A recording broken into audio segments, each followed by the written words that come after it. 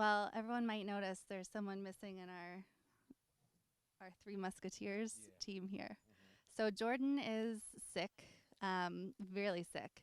He actually was helping take care of his nephew and then his brother, who had gotten sick from his nephew. So he had a really high fever, and now he has. It seems like it's probably going to be over and better soon. We hope, but We're it's been assuming rough. It's by been rough. the breakouts that I mean, the breakout that he's having now is kind of an expression of the virus coming out of his system. So now he has a little rash. So we're hoping that's it. But he's just very weak right now. yeah, and even though he was not feeling well, he kept going. He has been working, but yeah, he's taking a rest now. So anyway, we're not in Flint. We're outside of Flint right now. You can see the pretty what is it, a lake or a river? I think it's a Yeah, lake. Lake. Airbnb. Yeah, we're at an Airbnb, beautiful lake behind us. So we're working away. Ty, what have you been working on lately? Because it's been a while since you've been live too. Um, did you miss me? No. I did. What I've been working on been is a documentary that we are coming out with, and it's about Flint, the Flint water crisis. What's been going on with the water testing? Uh, this being the reason that the governor shut down the water pods. So I've been working on that for the past couple weeks. Got like 3 weeks worth of footage. I think you guys knocked on like 400 doors. Yeah, 400. It was a 400, lot. yeah. So we're putting that piece together to coincide with some writings that we got coming up about the Flint water crisis, and just showing how the water is still an issue and that it's not safe to drink. And so yeah, it's been it's been it's just been a lot of work, a lot of footage, just going through it, just making sure that the story is where it needs to be, and that what we tend to show you guys or expressed in the documentary. So it's coming along. Outside of that, just been waiting to travel. Now we're here. And there's actually going to be a lot of traveling coming up for Ty and Jordan. So we'll get into that, like where they're going to go next. We'll get into why we're back in Flint. Actually, you guys know that Jordan's been saying, Jordan and I have been saying the story's going to come out soon. It's going to come out soon.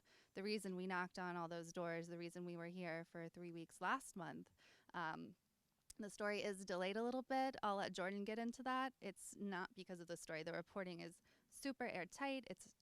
Like when you guys see this, and I hate teasing it so much. Like I want to show it to Yeah, you now because yeah, not just because it's like a great story. It's so tightly reported. It's airtight, but because this affects people's lives. yeah, The the governors declare the water safe. All the officials are saying the water is safe. The water's not safe. The story proves it, or at least proves a hell of a lot more testing needs to be done. And meanwhile, people are regulated sick, testing. dying. Yes, regulated testing, testing done the right way. Yeah, But meanwhile, while we can't release the story quite yet, people are getting sick and dying. And so yeah, that's hard yeah, because we have this information and we want it out, not for us, but for the people. So yeah, it's like, and then once you see the documentary Ty's been working on, it's even more impactful. You see the yeah. people and they're suffering. You see their rashes. You see their children.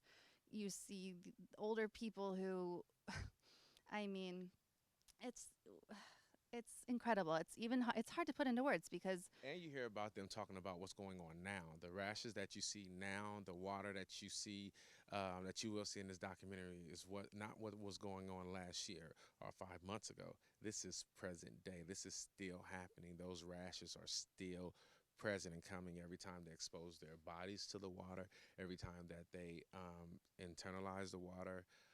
So yeah, it lets you know that they're far away from the water crisis is far away from being over. You know. and it makes me so mad. I think it was what the Washington Post or the New York Times, one of those, same old, same old.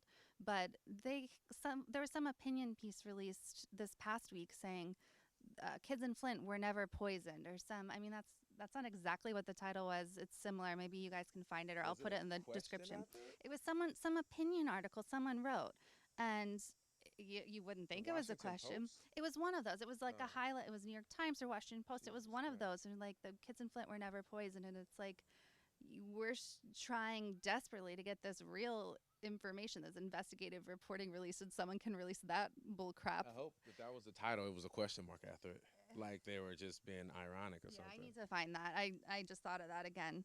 But so we're back in Flint. Story's not going to be released today, was its target. So it's going to be delayed. That doesn't mean we're going to just sit and do nothing.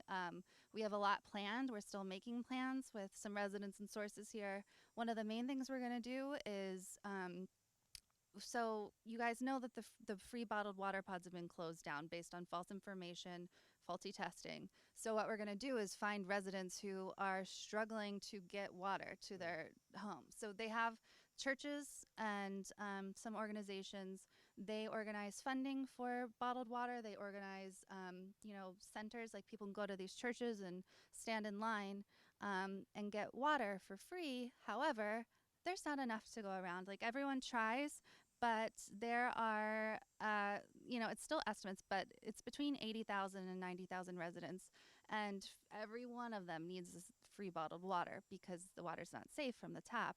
Um, but who can stand in 4 hours in a line to get water, Yeah, to get a couple cases of water? it was a couple people when we some of the interviews that we did the last time we were at the house, and they were talking, bringing up a few issues about the lack of water pods.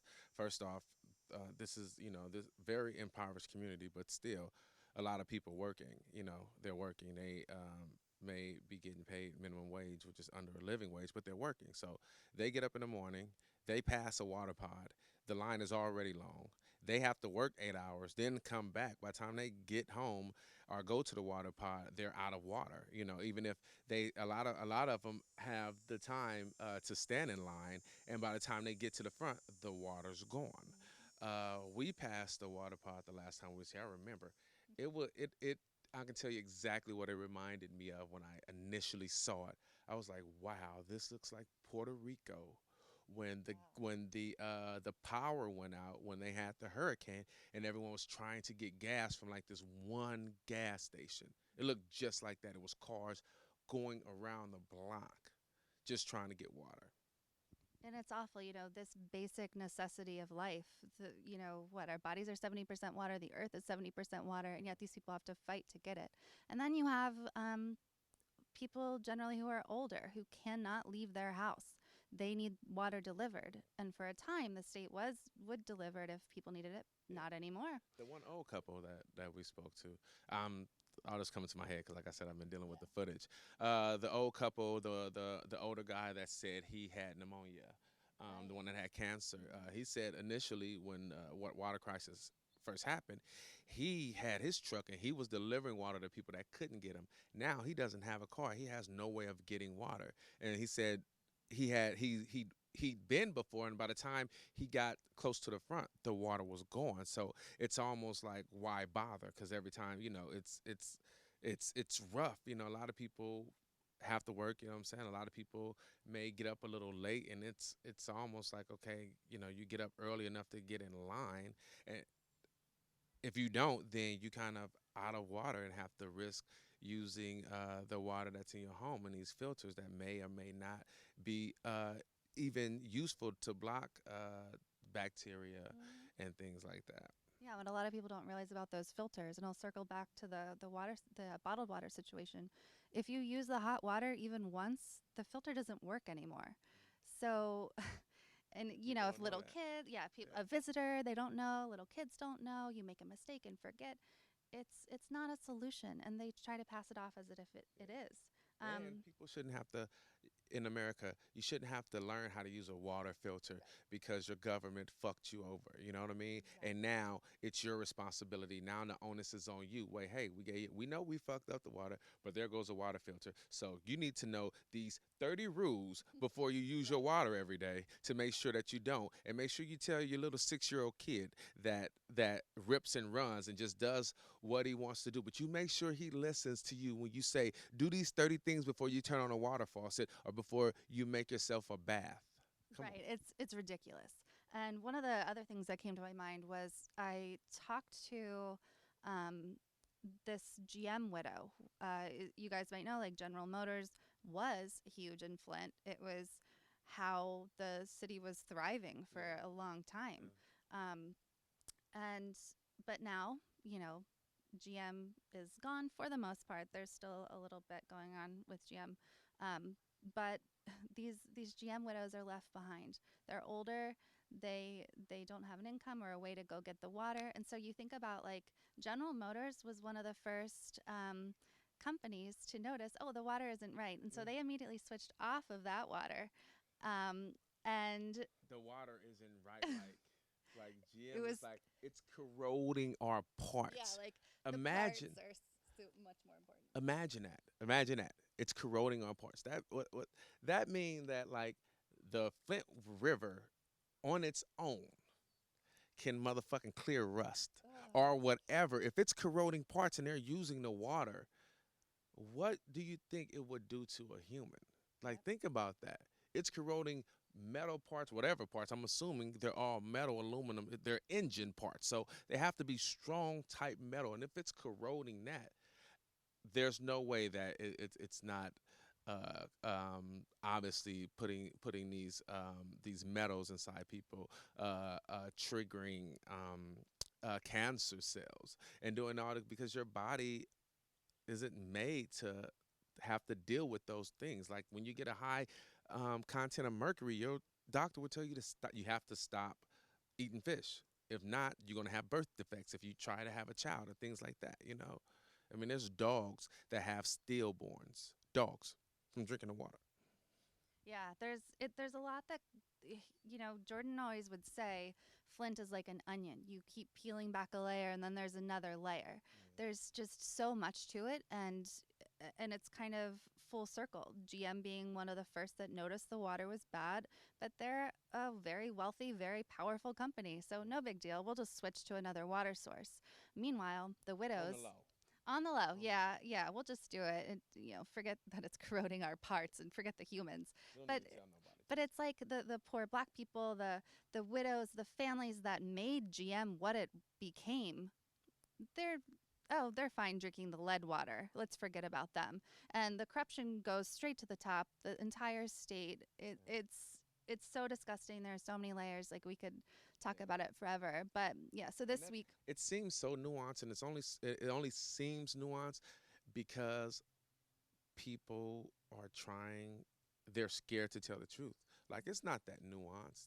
It's X, Y, and Z. Like you can connect the dots really easy if people were telling the truth. But for some reason, people just they don't have a conscience and they're looking out for their political careers and their relationships and it starts to seem you have to you have to peel the onion. It seems like you have to peel these onions back because you have to investigate to find out where the dots connect. But if people were being honest and they had any sense of integrity, it's easy. He said this, we did this because of this, and this is what we knew. So then we had them do this. So when they did that, it can make sure that these levels stayed at a certain under a certain threshold. I mean, it's that simple. And that shit, everyone knew what they were doing, except maybe the pawns that were the volunteers that were just told what to do. Obviously, they're just doing their job. But for the most part, everyone knew, and they knew when they were instructed what they were doing. And even logically, so even people who are well intentioned that we talk to about Flint, they are so shocked because they say, "Oh, the news." People say, "Oh, if someone's lead line is replaced, they Oh, should." the shit is going live. Okay, now you're live. Okay, people who are well intentioned, when they hear about it, they hear from the news people's lead lines are being replaced. They have filters, so even good people say, okay, that seems fine, right? But what people don't realize is what we talked about already. The filters can, go, they don't work with any minor thing. They don't work past 150 parts per billion of lead. Um, but other than that, once a lead pipe is replaced, it knocks up a bunch of that lead that's been corroded. These pipes are so screwed up replacing it. And also, people have pipes in their houses that are not being replaced. That's their responsibility. Yeah. So, and then there's lead That can get is, dislodged from one area and it can go to another area. So, someone who doesn't have lead pipes can still get lead and still do. yeah, I just think that's bizarre that you can cause a problem. And now this problem is affecting things that may have been your responsibility. Let's say, the pipes in the homes, they can be the owners are the person who's renting the home. It's their responsibility, right? So if you look at it in a sensible way, in a rational way, okay, we get that. But if you do something to the water that then leaks into the pipes that I have, I'm responsible for, then you at some point you would think the person that fucked up the line has to then be responsible for changing those, because my pipes in my home wouldn't be corroded and wouldn't have the lead that it was in if you didn't decide to change the water. Now the onus is on you, but no one, they don't want to do that, because you have it's it'll I guess mess their careers up to say, or it'll cost a lot of money. They don't want to have to pay for it. To say it's not enough to just to say, yeah, we failed you. Yeah, you got to show by your actions. And if you're not willing to take full responsibility for the city of Flint and every home and in every pipe, then you still haven't done your job, and you still owe the people a lot more than what you're giving them. I'm sorry, there's a lot of um, I don't know, Little, mysteriously, little I don't know, creatures are that's flying, why I keep swirling this around our stuff. I heads. keep crawling on me, so it's not I ain't been smoking crack, so it's just that Yeah. I'm They are. So that's really like circling back to the water. yeah, That's part of what we're going to really focus on this week, because if you have a day job, you can't get to the free water. yeah, That's not state led, that's volunteer led by churches mainly, and then other organizations. Um, if you are elderly, if you don't have a car, you can't yeah. get to the water. Um, if you have a life where You have to be you places have to during the be day because you somewhere, got to live and survive. you have You can't get kids, water. can you imagine standing in line for 4 hours Yeah. with, like, you say you have a 4-year-old and a 3-year-old or something like that, like standing for 4 hours to get 2 cases of water that will last you Let me tell you a this. couple days. Let me tell you this. California people problems, but this is a good kind of, I guess, a parallel to that.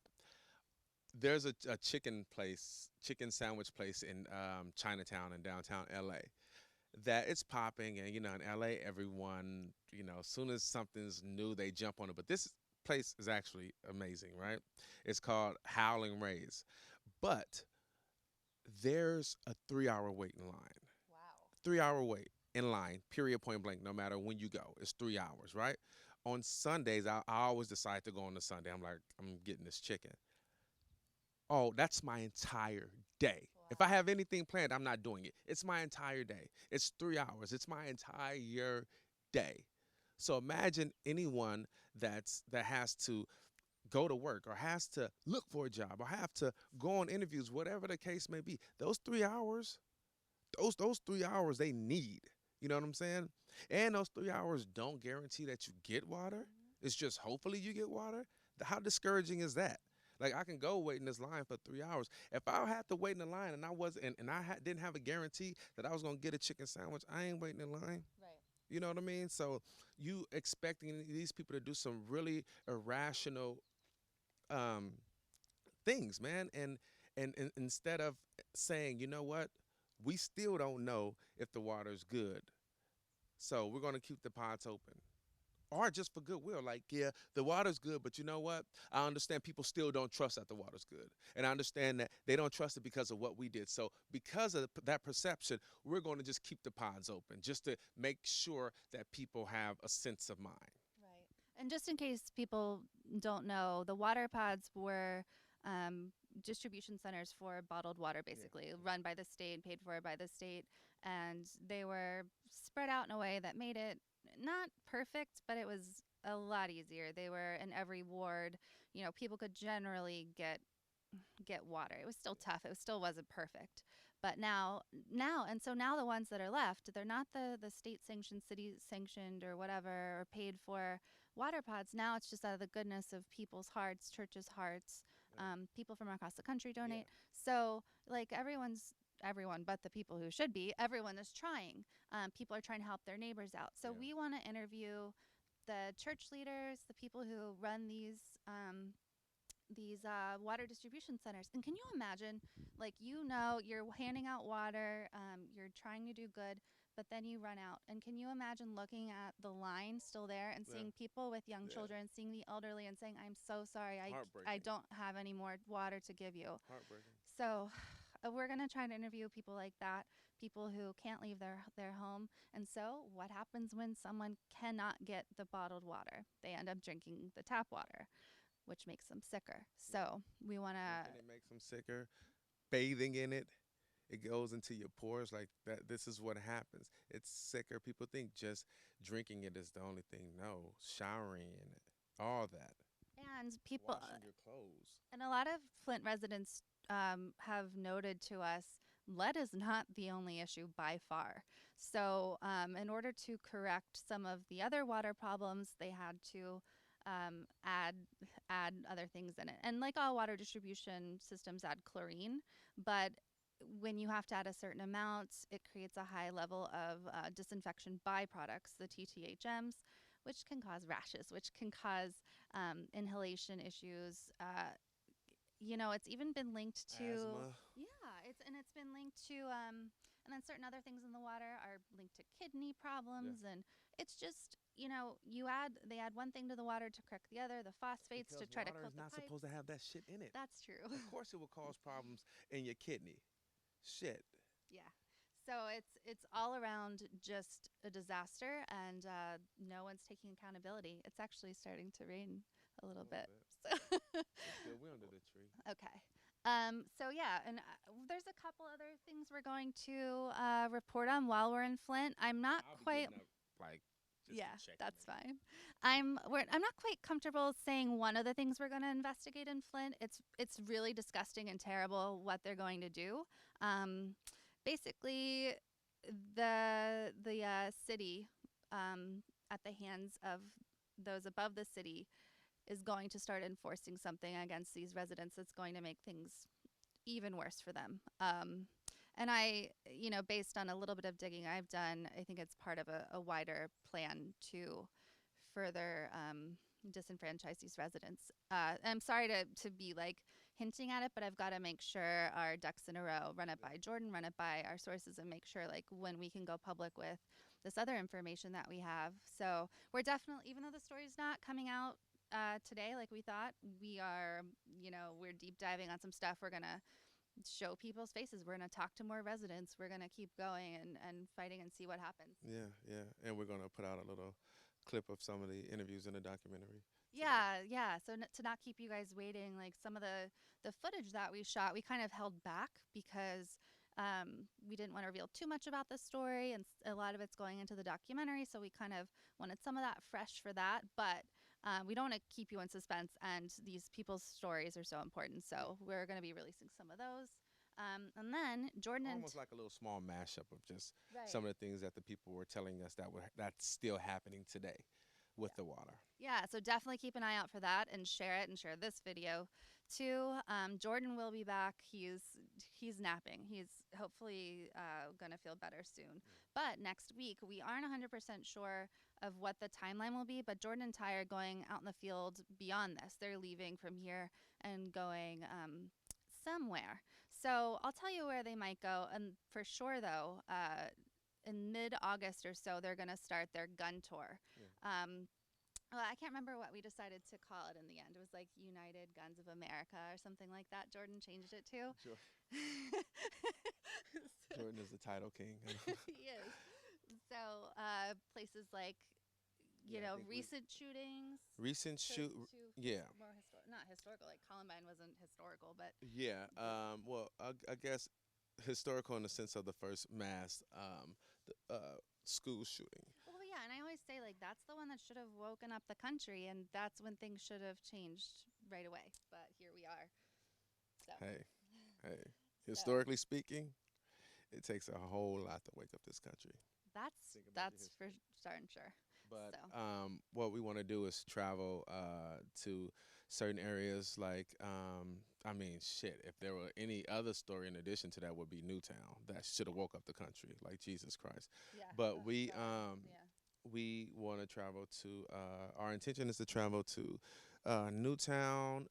Travel to North Carolina. Parkland, Par- Orlando, yeah. and then Um, Aurora and Columbine. Well, yeah, I think I'm not sure if all those, but the intention is to kind of start maybe on the East Coast or start on the East Coast, grab like Connecticut and Florida and probably South Carolina, no, was it North Carolina, South Carolina, Um, the church, I believe it was north, wasn't it? It was Charleston. Charleston, So okay, South south. Yeah, Carolina, yeah. South Carolina, and then go to the West Coast in Texas maybe Colorado and Las Vegas, Yeah. because Unfortunately, those there's are a lot to choose from. We can, it, you know, it, we're gonna. ah Jesus Christ, Yeah. right? It's. It's crazy. So our intention is to talk to the surviving families of these shootings. There was one story. So I used to work for a production company called Brave New Films, and we did a gun documentary called Making a Killing, Guns, Greed, and NRA. And we had a screening. Once the film was done, we had a screening, and we invited some of the survivors of the Aurora shooting in Colorado, Newtown, and it was Newtown, Colorado. I think it was Newtown in Colorado. And obviously, it took a while to get through the film. You know, a lot of breaks and emotions and starts and stops. Uh, During the midst of that, one couple who lost their son in the Colorado Aurora shooting spoke of their present life and how the death of their son is affecting. And he gave us an example. Say we were driving here to the studio, and this is the father speaking. So we were driving here, and me and my wife were listening to the radio, and something came on, and we started laughing. And instantly, that laugh was interrupted by the thought of my son is no longer here. Oh my God. And he said that happens every day.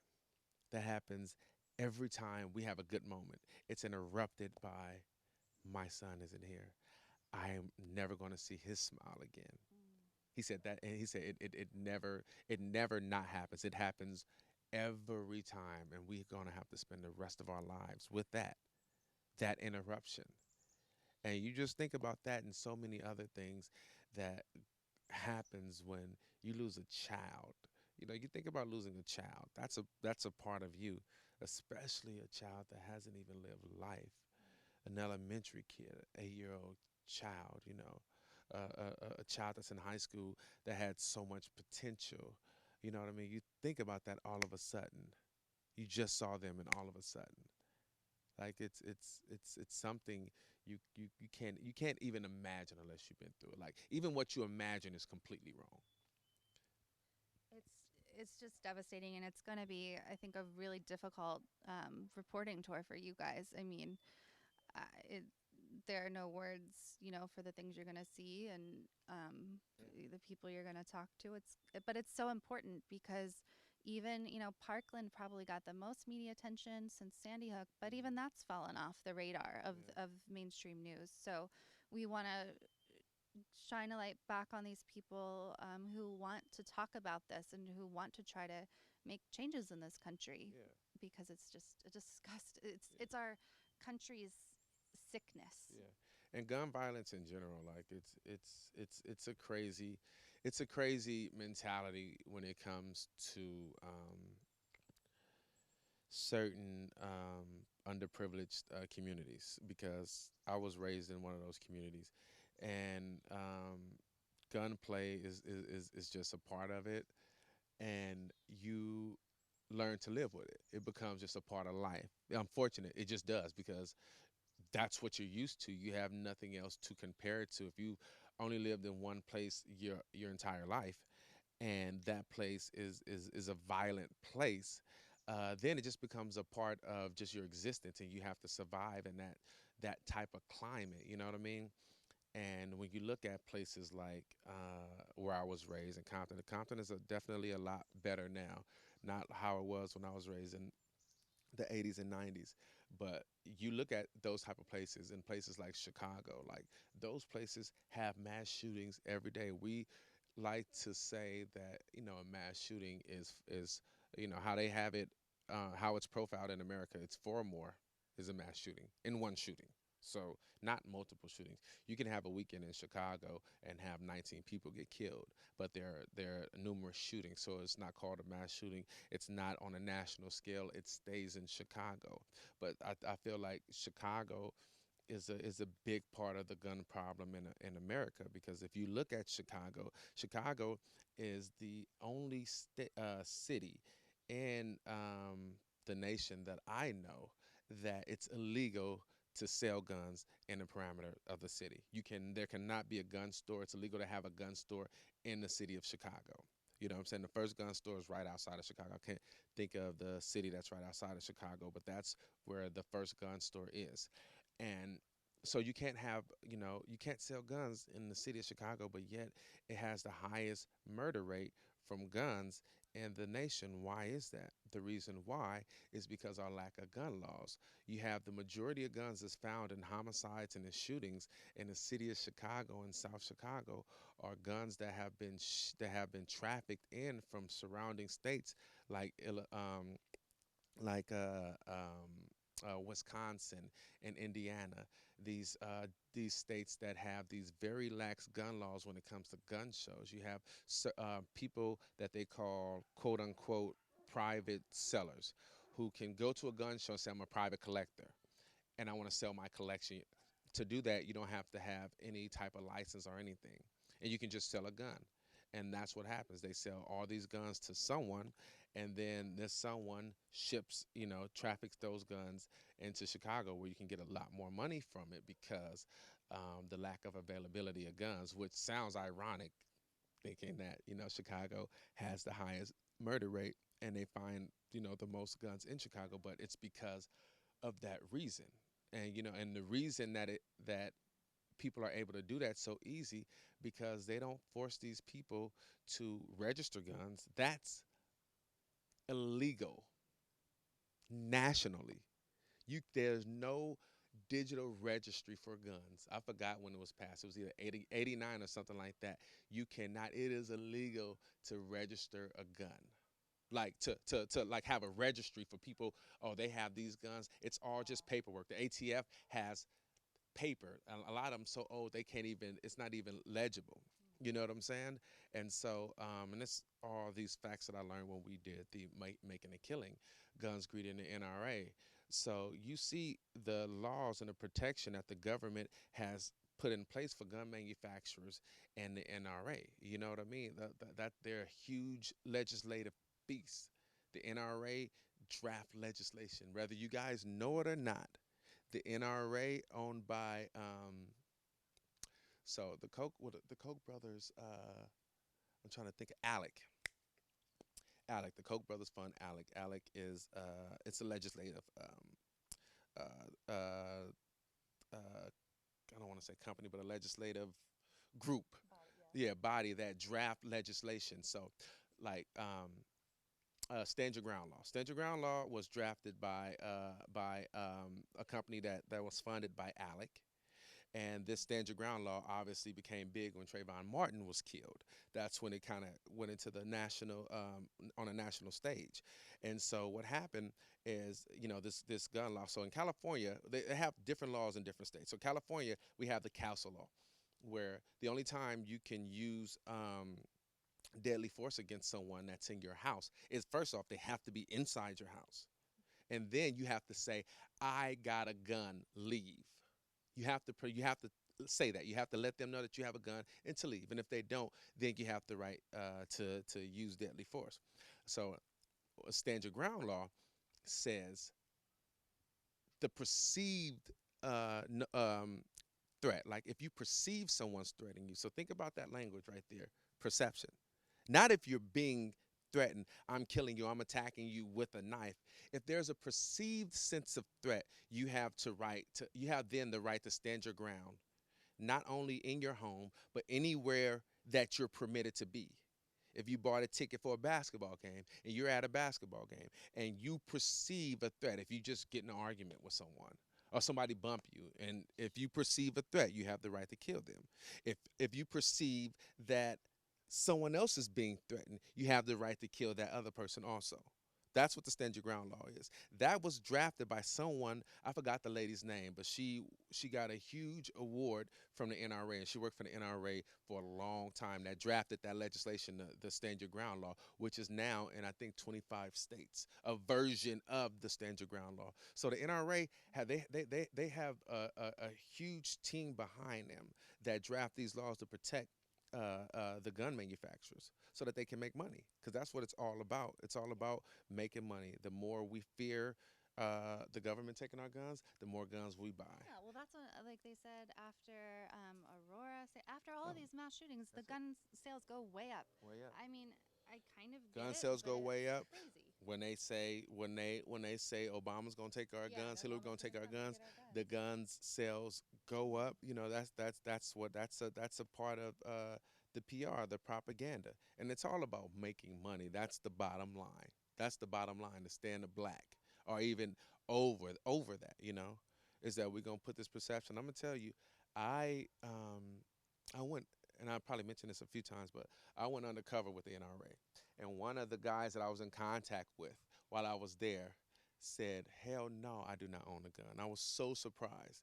He was the media liaison. I'll just say that, I won't say his name, but very nice guy.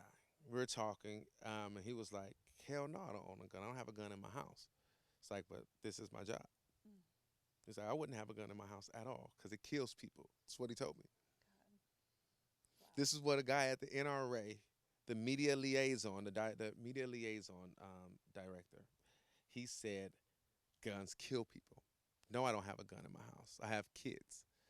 And he said, but he didn't say I have kids. He said, I don't have a gun in my house. Gun kills people.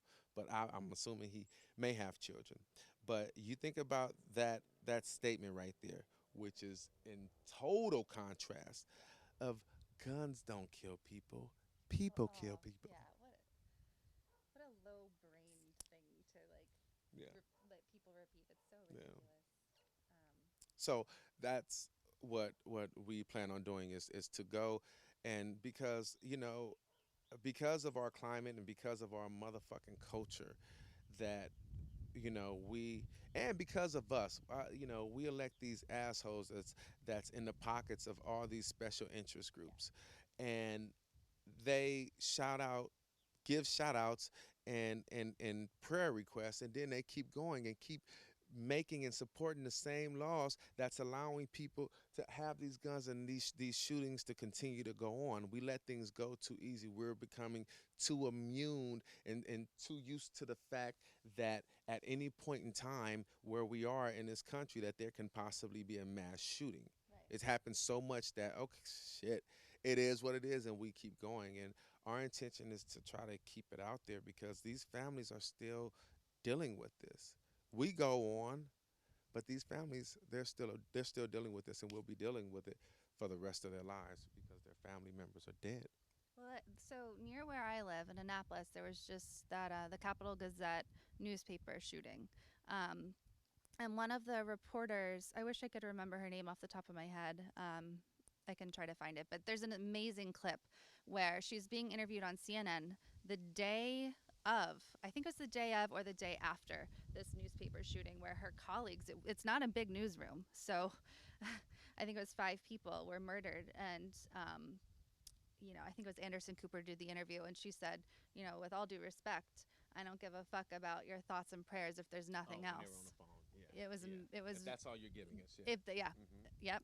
So that, yeah, I think that kind of stuck with me because it's, we say it all the time, thoughts and prayers, what about action? So we're hoping that Yeah, this tour can help spark some more action or get those stories out there. I think it's a really yeah, important thing to do. yeah.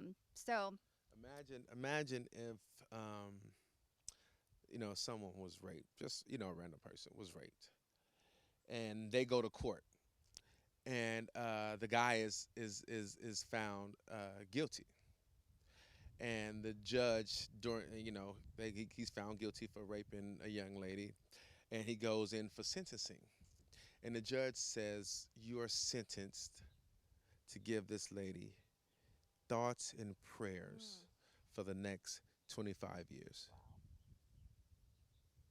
Yep.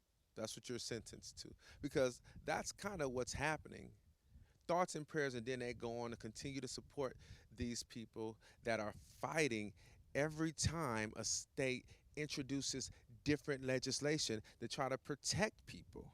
Like the NRA has a legislative branch. It's called NRALA or something like that. It's their legislative. You can go to their website and you can see the propaganda and how many lawsuits they have in numerous states, because states are trying to pass laws not to eliminate guns, but sensible gun laws that will protect people, like requiring gun owners to lock their guns up, Right. things like that. So your kid won't get it. That's it.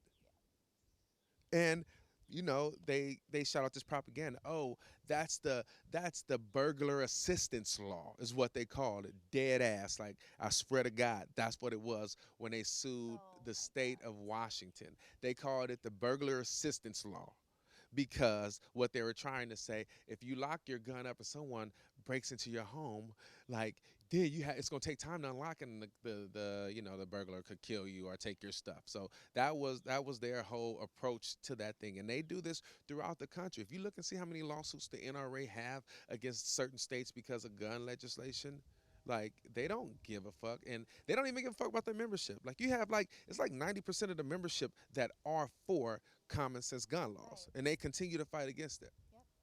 They don't It's give a fuck about disgusting. their constituents Mm-mm. the same way that our governor officials don't give a fuck about their constituents. No. It's all about who pockets that they're in. It's almost unbelievable. Like, can these people truly believe what they're saying? No, they don't, because it's about the money. But they sure are good at convincing certain people that it's right. People think compartmentalizing Mm-hmm. is a virtue. Not me. Now, me now that being true, it can fuck up certain parts of my life if I don't know how to divide things. But and separate things. But when you can separate things to the point of, you can say, that's that over there. But I have to make money though. You know what I'm saying? I know they got killed, but hey, my job is to sell guns. I didn't kill them. I'm not the one that pulled the trigger. I gotta sell guns. So to me, I think that it's crazy that people can rationalize it and they can be okay with it. And I would see that they would have to be able to fucking live with themselves. Right. You know what I mean? Yeah, otherwise, how could you? Yeah. Well, so we talked about Chicago a bit. We talked about guns. So actually, next week, we aren't 100% sure, but it might be the case that Ty and Jordan go on to Chicago next week for the next leg of the reporting trip. I don't know. I'm sure you guys have heard, although maybe you haven't, because for whatever reason, the mainstream news hasn't been covering it to a disturbing degree. But Harith Augustus, who was known as Snoop, he was a community barber, and he was shot by police, shot and killed. And he was actually, within a span of a few weeks, the third black man to Wow. get murdered by police.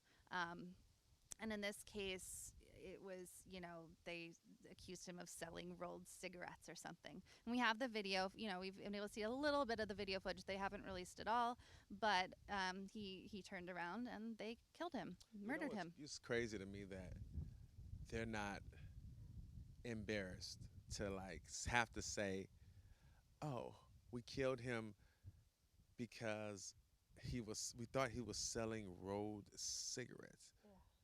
Initially, I mean, essentially, that's why they killed him. Hmm. That's why they started fucking with him and pulled him over. They can try to say, oh, they saw a gun or whatever, like a gun that was registered to him. If they did see it, they probably a lot of times what they try to do is after the fact search for shit, and then hopefully if they find something, that's what they use to try to say, oh, this person had a gun on them. That's I'm speculating. I don't know, but I do know that they remember the last time that they put somebody over.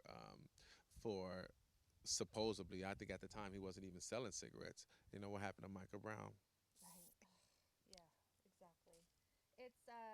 It's really disturbing. There have been Black Lives Matter Chicago and some other groups. I'll link to in the description too after this.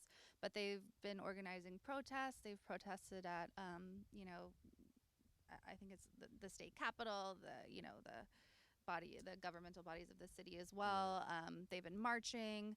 So it's yeah, so a lot's been going on there in Chicago since it happened. I believe it was July 14th. So, but no one's covering it. So hopefully Ty and Jordan will go next week.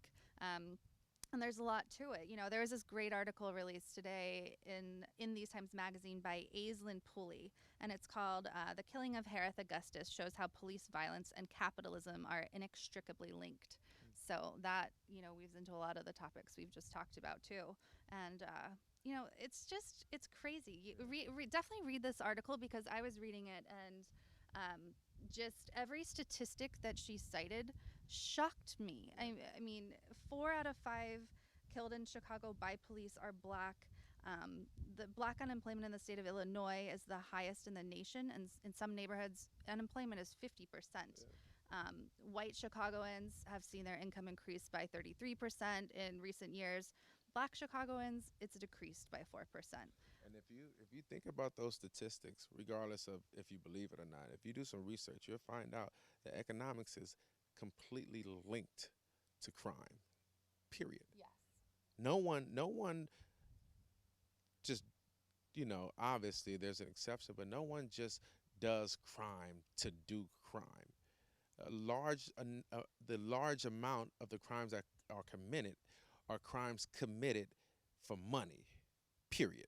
Whether you're selling drugs, whether you're robbing someone, whether even if you're killing someone, for the most part, it has to do with some drug deals or some things like that. Even if it's gang wars, it's about turf because turf allows you to sell drugs. And so it's all economic. So when you take away resources, jobs, and things like that, people have to survive. We're people. We're going to try to survive by any means necessary. And we're going to do what we got to do. And then when you build a climate like that, like the climate in Chicago wasn't built by the people that live in Chicago. That climate was built by that government, built by redlining, keeping people in one place, tearing down different like public services, Yeah. Well, and taking. sorry to interrupt, but this fits right in. Under Rahm Emanuel, they've closed the most number of public schools and half of all mental health facilities. So, Absolutely. Mental health facilities. Rob Emanuel, it was either 2015, 2000, it's probably 2014 because I was actually reading this article when we were doing one of the sections in the film is the Chicago section that the federal government gave 50 million to Chicago to open more community services, community, what do they call like the community centers and things like that, mhm. different resources for Chicago and start building jobs. He used that $50 million to open a stadium. Jesus. That's what he did. And gave tax breaks to the developers of the stadium. I forgot the stadium that they were building, and that's what he did with the money. So the climate in Chicago is all built now. Now, once the climate is built, you have to survive in the climate. So then it's perpetuated, obviously, because you have to survive in it. You know what I'm saying? It goes on. People making money. People are becoming used to the climate, and they're killing, unfortunately. But and they don't have the money to move or to do anything. And when you feel like people don't care about you, why do you feel worthy to even care about yourself? You know what I'm saying? You do what you gotta do to survive, and it just becomes the wild wild west. But that climate was built by their government. You know what I mean? It goes back history. You can read it. If you want it, you will find it. If you don't want it, you'll make up 11 different reasons on why Chicago, the people of Chicago, are inherently criminals or killers, because of their race. And that's why Chicago is the way Chicago is, but it's not. The reason why Chicago is the way that it is because the government is criminal inherently, historically speaking. Well, and it's yeah. So with this article, there's a striking quote that goes along with that. It's well, for one thing, Chicago spends a lot of money. It's $1.5 billion per year on its policing, and so when when you have police who are not there to serve the people, protect the people, all people of Chicago, um, they're there to protect the elite against, I mean, what they say, the bad black people who are ruining this city in their mind. So they are looking for the Harith, the community barber on the corner of the street. They're the systemic racism, the blatant racism, it's disgusting. So this quote is: policing grew from slave patrols in the south and rich people's guards in the north. Their function remains the same: to adhere to the dictates of the ruling class and to protect their wealth. Today, law enforcement is used to perpetrate union busting, harassment, surveillance, and the terrorizing of populations considered hostile to the ruling class. So if you think about that statement and what she just said, only thing you have to do is if you guys are old enough to think about back in the day before we had all these, these portable phones and everyone had a phone and were able to record, police acting a fucking fool. White people was like, "What the fuck are you talking about? That's my neighbor. He's amazing." You know what I'm saying? Our kids go to the same school because they didn't understand. Because that thing right there, you think about the inception of the police department, what we call the police department. Before, they were overseers. Back in the day when slavery was happening, you would have overseers after Reconstruction, and they would oversee the people that was working in the fields. And after Reconstruction, when people were freed, what they would do, they would have this thing called convict leasing, where they would get people they would like rather if they did a crime or didn't do a crime, they would like say that they did a crime. And so what they would do is then lease them to different plantations, and they would have to work it off. And then they would have these overseers that would make sure that they got the job done, or if they got away, that they would go find them and things like that. And those overseers, that's why you overseer, officer, overseer, officer. Listen to Public Enemy, you'll get it. But that's the inception of it. So you think about the inception of an institution and what it was built for, then it makes perfect sense that those traits and those practices would still be going on, because that's the foundation. And that's exactly what's going on. If you have a system that was flawed and corrupt to begin with, because it was built to patrol a quote unquote seemed inferior group of people. That's how they felt about black people, and these people that was inherently criminals and inherently animals. Then that foundation, that structure is going to perpetuate itself, and it's going to only thing that's going to happen is things are going to build on that foundation. The foundation isn't going to change. You have to uproot that and change the entire system. You know what I'm saying? If you look at the history of the LAPD, Gates was the chief back in the day. He would recruit ex KKK members from the South and bring them to Los Angeles. This is documented. You can Google this. I'm not just talking shit. You can Google this. This is what he did to patrol LA. You know what I mean? So you think that's almost like martial law. You think about martial law, the reason why the army don't patrol the streets, because they aren't trained to patrol like a street, a community, their community. They're the army. They operate in a different way, and you see that anytime, like when they have like the riots, you see how they reacted. You know, the army reacted to civilians. It's completely different. You know what I mean? And if you bring someone with a mentality that's part of the KKK and the attitude towards a certain group of people, that is going to be instilled in the actual the institution that you put them in. Well, not even instilled. It's already instilled. And we're getting people that have this mentality already. Right. So they already, you know what I'm saying? We don't have to convince them that no, you need to profile these people and assume that they're guilty just in case. You know what I mean? They don't have to coach them to do that. That's already a part of their DNA. And so they're already in the game when they first start. You know what I mean? So I think it's bad, man.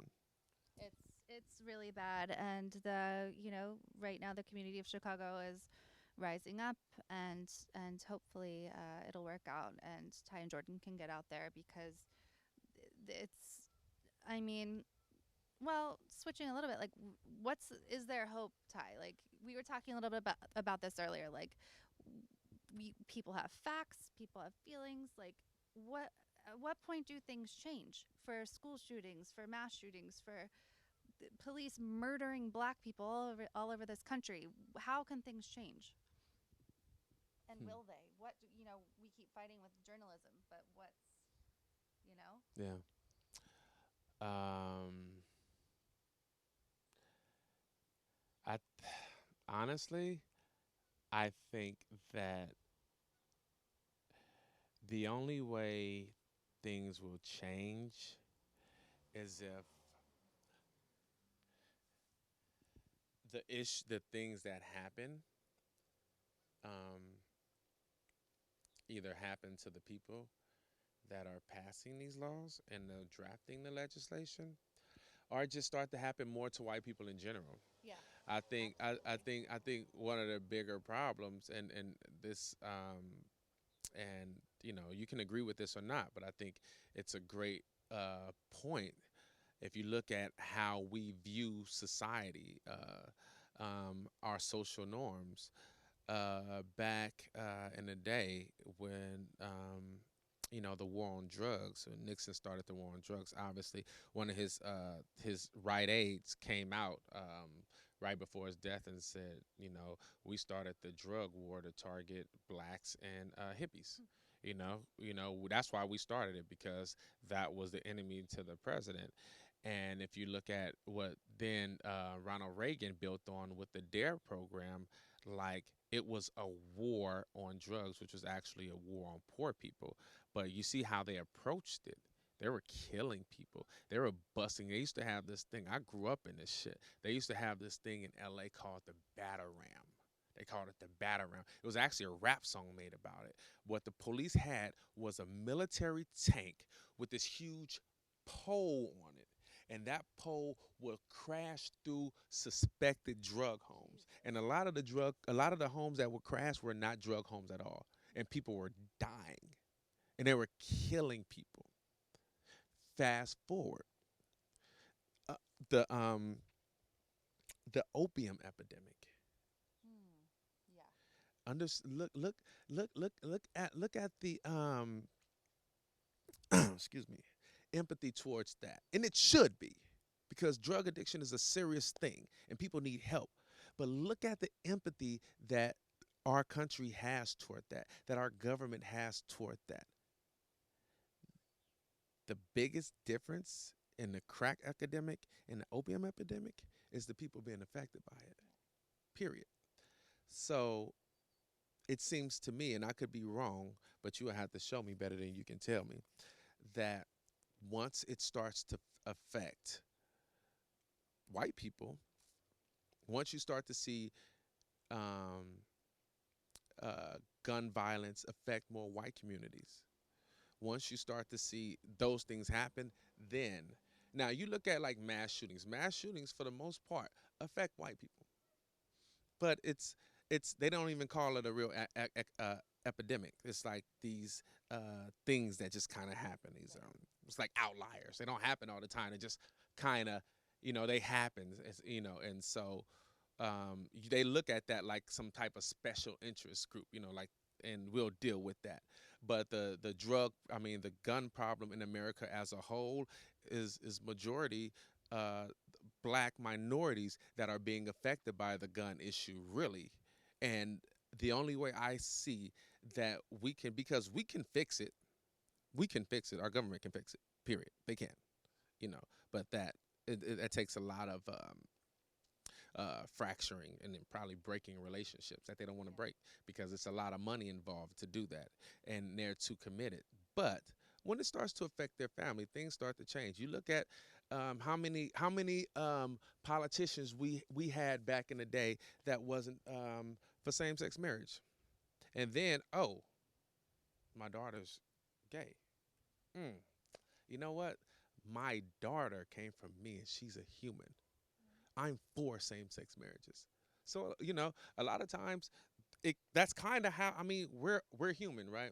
We are. I've had situations in my life that I didn't get things, and then once I experienced it, I Right. understand now. You know what I mean? And sometimes it takes that. It takes for you to be affected. So you think about somebody actually personally being affected. You look at people that the survivors, the surviving families that's dealt with mass shootings.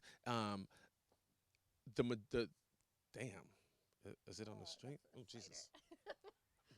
We don't want you Okay. there. So A um spider guy, sorry. if you look at the families that the surviving families that have been their families have been killed, a running theme, when you see their interview, say, you know what, I never thought it would happen to me. Yeah. And that's what we do. That's over there, and we think we're it won't affect it. It doesn't affect us because it's not our family. And then when it becomes their family, guess what happens? They become activists, which is amazing. It's amazing, and I'm not criticizing anything, but how good would it have been if you would have became an activist when you saw that shooting over there? Yes. Because if you would have, maybe somehow the shooting that affected you could have been prevented. We don't know. But what I'm saying is, we don't want to wait until it affects us before us to become activists. Like, that's a hard pill to swallow. I have to lose a family member before I speak out. It shouldn't take that. We should be able to see, you know what? That family didn't deserve that. And I have empathy towards that because I'm a mother, I'm a father, and I'm going to fight for them versus, that was terrible. That's over there though. And now what happens to you? You know what I'm saying? Like, we don't, it shouldn't take all that. It shouldn't take for it to happen to us. You know what I mean? We have to have more understanding and empathy and stop trying to excuse things off for something else. And we know it's not the truth. Absolutely. And I think too, it I think it's true, and Jordan says this a lot, that most people do care about things, they just don't see it. They have, as you say, they haven't experienced Yeah. it. But part of what we're trying to do is show those things that are happening, show what's going on around the country, so that people like you guys watching, the people who will watch, as the audience grows, what's happening so that people do care, people do become activists, laws do start to change. Yeah. Yeah, I think shining a light on things can help a lot. Yeah. And That's it's, what that's what it is. You gotta put it in people's face, man. yeah. People won't change unless you put it in their face. Like, Now we have a B. yeah, there's this all type of things out here, y'all. Y'all know I'm from the city. I'm looking at Except everything. Ty's gonna go fishing later. He I'm says gonna he's try. gonna fillet some fish. I Is that what you know. do with them? I probably fillet. I'm black, so I'll probably fry them. Flay them and then fry them. If we can catch some, I've been swimming one time in my life when I was a kid at Willowbrook Park. It's now called Irving Magic Johnson Park. Are y'all people from Compton? But yeah, I think my grandmama took me fish once. But what I used to do when I was a kid, I would get crawfish, and it was this is me. And like I said, I was raised in Compton. We were very poor, so we didn't have money like that. So the first time I taste quote unquote shrimp was me catching crawfish in the lake. I used to tie liver to a string and just put it in the lake, and the crawfish would just crawl to the edge and grab a hold to this liver, and I would grab them all, and I would cut the tails off, and I would fry them, and that was my first. That was the first time I thought it was shrimp. It was my first time uh, tasting shrimp. So hope we may do that, but. Yeah, man. I think people, we have to be real. We have to be real, man. And it can't be just about your bottom line. It really can't, because that's good. You have the resources, the relationships to be able to make a lot of money is really good. It relieves a stress of being able to provide for your family. But at the cost of what, though? That's what it is. It's at the cost of what? And we got to understand that, you know, voting is serious. Voting is serious. Paying attention is serious. Not, what I'm saying, knowing who's trying to run for office is serious, man, because they're controlling our lives. Legislation that's passed, it it affects us, man. And we need to be privy to that shit. So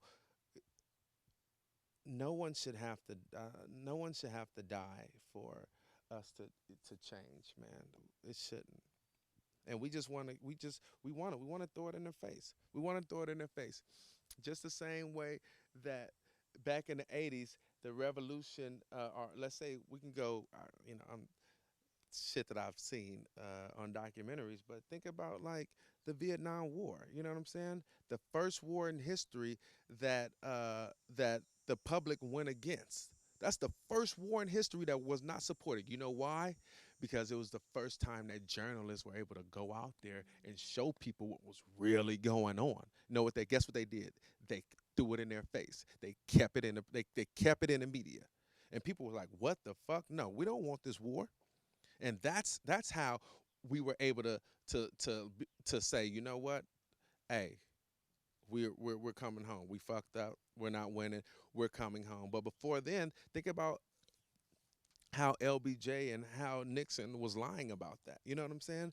Think about the in the 80s during the AIDS epidemic, and how, because gay people were seen as inferior and less than a man, that they wasn't doing the proper research and getting the money to try to figure out how can we cure this thing. Guess what they did? They rose up and they kept it in the media, and they pushed and they made that happen. Like every change that we've had in this country is because we kept it in the media. You can look at documentaries like about the civil rights and see how strategic Martin Luther King was. This shit wasn't just happening dead ass. Like the shit that you see on the news and people getting beat and the dogs biting and those water hoses, that didn't just happen, and the media happened to catch that.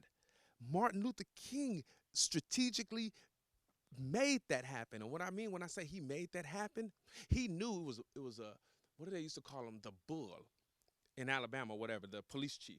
He knew that police chief, and what he would do to try to maintain control of his city. He knew, because that's what he did. He water hose people. He did that. He knew only thing he had to do was be triggered, and he will perform the way he's been performing. But now it'll be on camera. So they were strategic about making that happen, so the public and the newspapers can take pictures and show the world, which would then put pressure on the president to do something about that guy. Like that was strategic of keeping it in the public. Like you can read, what book did I read that talked about that? Malcolm Gladwell's new book, David and Goliath. He talks about that and what Martin Luther King them did to keep that shit in the public eye. And the whole theory is how David beat Goliath. It wasn't just, this miraculous kid used this thing because he had the help of God. No, he was strategic. It was certain things that happened. It wasn't just some luck of the draw.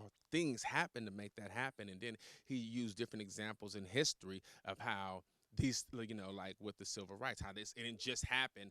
Like they were strategic about getting that out there and having kids out there. Like that one, it's a one iconic shot where you see this German Shepherd grabbing the hold of this kid's chest. Like that was the iconic picture that went up at that time. Martin Luther King strategically had all high school and junior high kids skip school to protest because he knew that it would be more effective for someone to see a kid being attacked by a dog.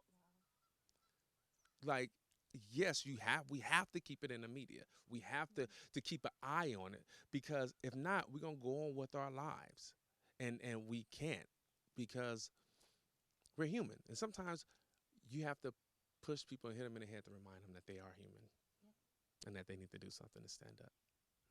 absolutely.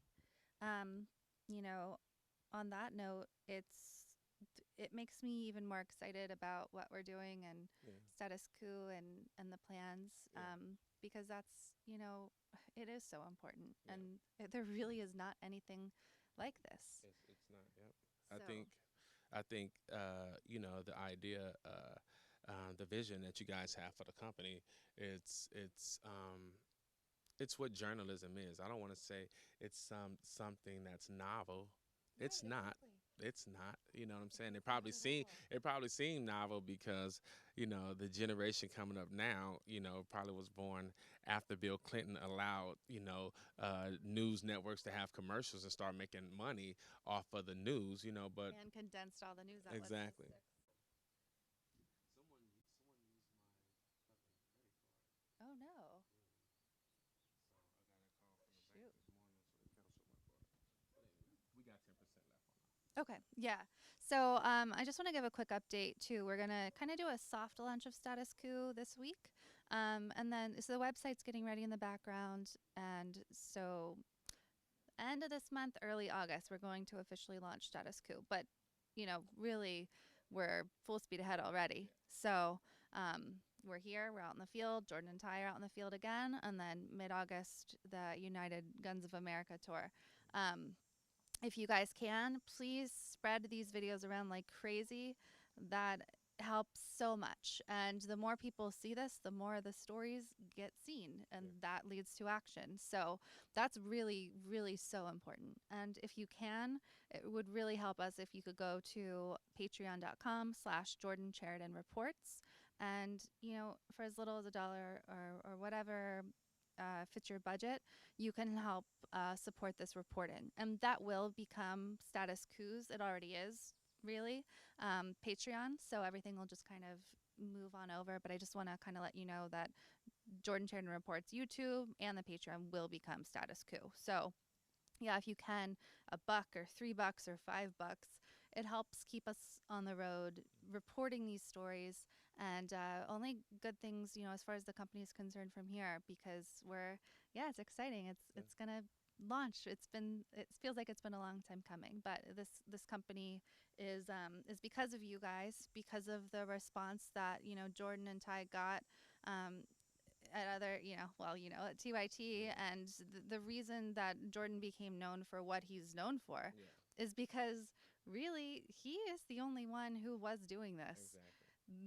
I can't think of And anyone else doing s- something like this. and still, And still, and still, exactly. He never stopped. it's still So, you have a gang of people, and whatever, teach his own.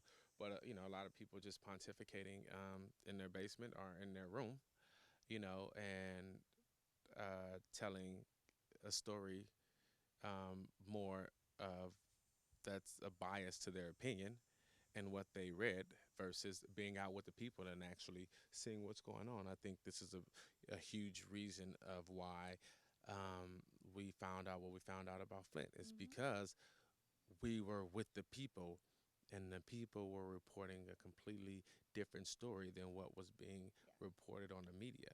Yep. That specifically came from being on the ground, not from reading articles, because like a lot of times they a lot of these people just regurgitate what's being said.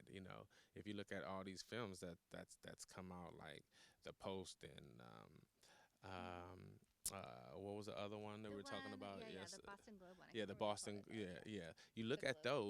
those stories were broke because these people were on the ground. Yep. They actually did journalism.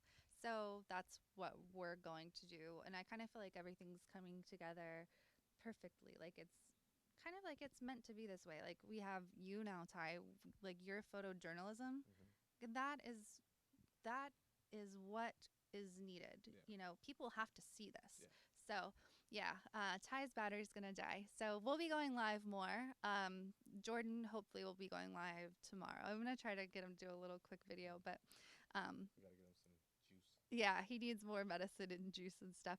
So please, patreon.com/Jordan Sheridan Reports. Subscribe, hit the bell, and check us out later. Some more videos are gonna go up, and yeah, we'll see you next time. Peace.